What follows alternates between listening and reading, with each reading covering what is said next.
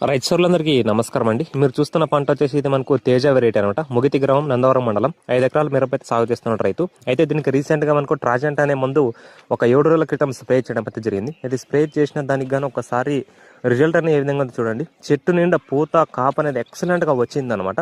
అంతకుముందు త్రిప్స్ కి ఎఫెక్ట్ అయిన తోట ఇది ట్రాజెంట్ ముందు స్ప్రే చేయడం ద్వారా ఇంత ఎక్సలెంట్ రిజల్ట్స్ అయితే వచ్చింది చెప్పి రైతు మాటలో మనం వినడం జరిగింది.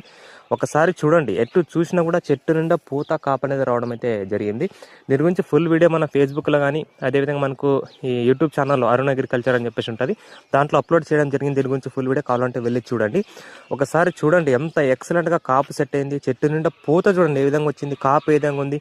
కాబట్టి ఇంత ఎక్సలెంట్ రిజల్ట్స్ రావడానికి అయితే అవకాశం అయితే ఉంటుందన్నమాట. ఈ ట్రాజెంట్ ముందు స్ప్రే చేసుకోవడం వల్ల త్రిప్స్ మైట్స్ అన్ని కూడా కౌంటర్ అయ్యి పూత కాపు సెట్టింగ్ అనేది అద్భుతంగా ఉంటుంది. దానికి నిదర్శనమే ఈ ఫీల్డ్ అనమాట. కాబట్టి ఈ ట్రాజెంట్ ముందు స్ప్రే చేసుకున్న దానికని రిజల్ట్స్ అనే విధంగా ఉన్నాయి.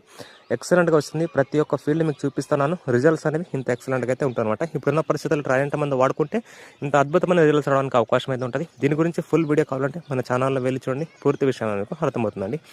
ఇంతే అండి వీడియో. Thank you.